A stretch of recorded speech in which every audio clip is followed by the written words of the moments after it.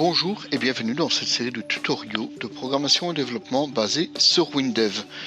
Ces tutoriaux sont inspirés largement des PDF de mon ami Jean-Luc Baptiste de ptsic.org. Nous lançons donc WinDev pour la première fois. L'AGL se lance et nous propose un menu de démarrage.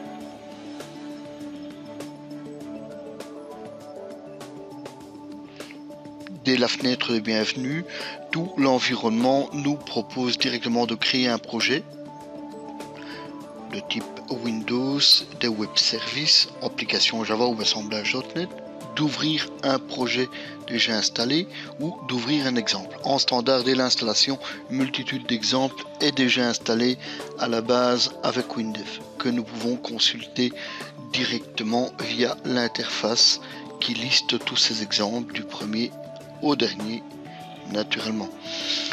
Un cours d'auto-formation est également proposé dès la première fenêtre.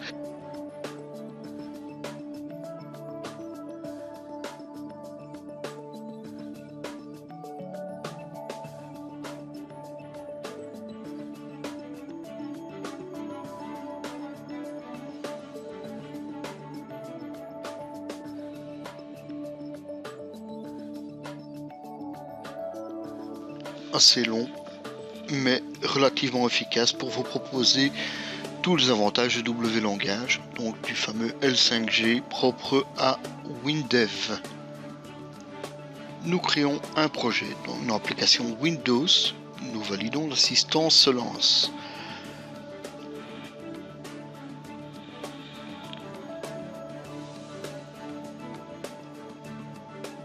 Une première fenêtre nous propose de rentrer le nom du projet. Nous allons l'appeler test.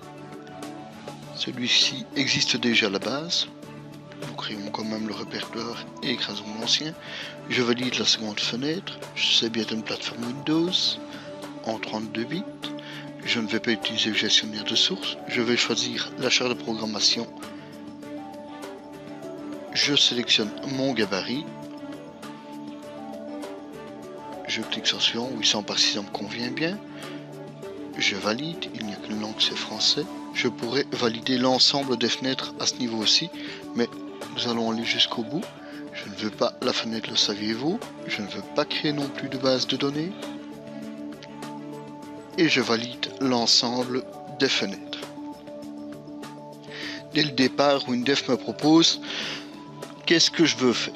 Voilà. Mais dans ce cas-ci, nous allons créer une nouvelle fenêtre, mais sans passer par cette interface. Nous cliquons sur l'onglet Accueil, Nouveau et Fenêtre. Nous validons une fenêtre vierge. Mon gabarit est bien repris. Donc dès le départ, je vais utiliser le menu contextuel de la souris. Un clic droit sur la fenêtre une fois sélectionnée. Je vais dans la description. Dans la description, je vais lui changer le nom. Fenêtre 1, Fun pour fenêtre. Ensuite, comme libellé, ma première application. Je valide. Sur mon espace de travail, je vais faire glisser une zone d'insertion. Un bouton.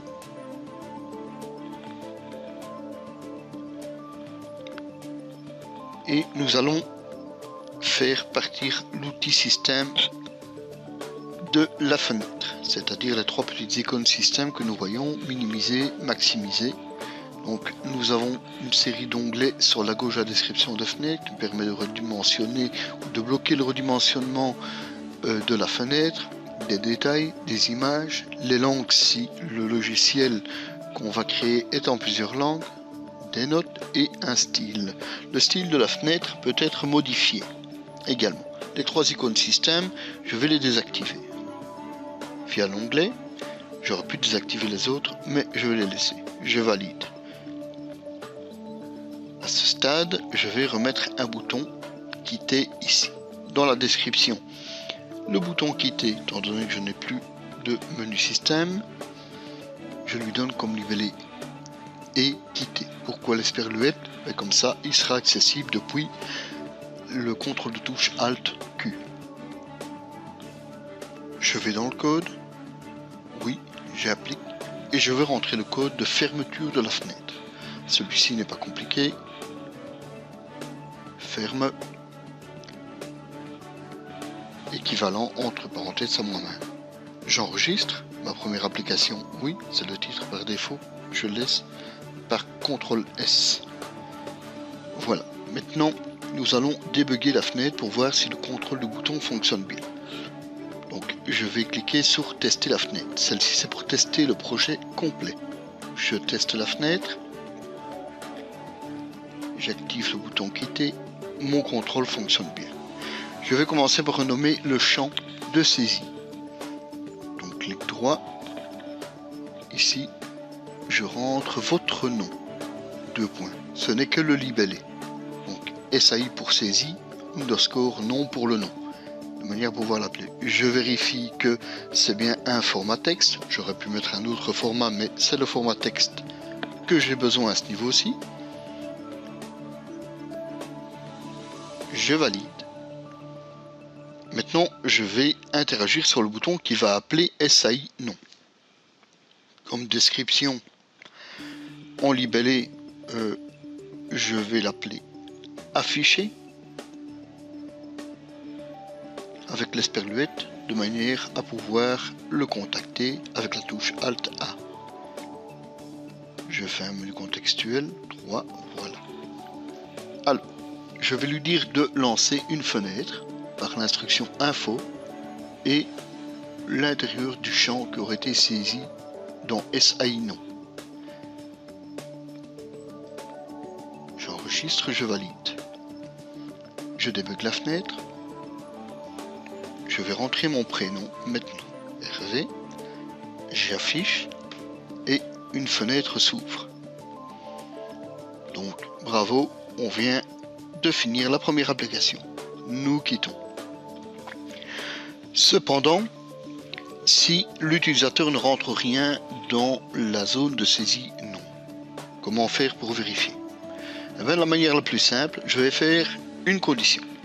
Je vais lui dire que si SAI non pour la zone d'insertion, eh bien, si SAI non est égal à rien, alors je vais afficher une bulle.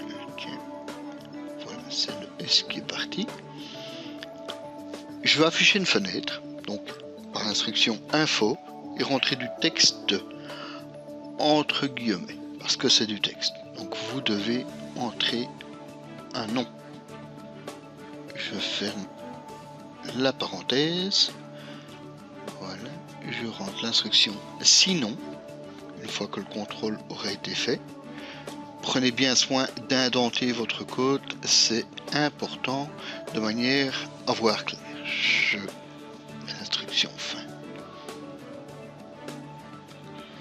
Je teste, vous devez entrer un mot, mon contrôle fonctionne bien. Je rentre tutu, j'affiche, il m'affiche tutu. Nous pouvons quitter, le contrôle a été fait. L'application est maintenant fonctionnelle. Remarquez, lors du déplacement des boutons, un grid vient vous proposer un choix pour coller les boutons et pour les indenter d'une manière bien spécifique. Je rentre un libellé afin de s'y retrouver par la suite, que je vais marquer, mettons exo 1. Je valide. Je reprends l'entièreté, je remonte. Je ferme mon projet. Je n'oublie pas de sauvegarder la fenêtre 1. Et nous sauvons.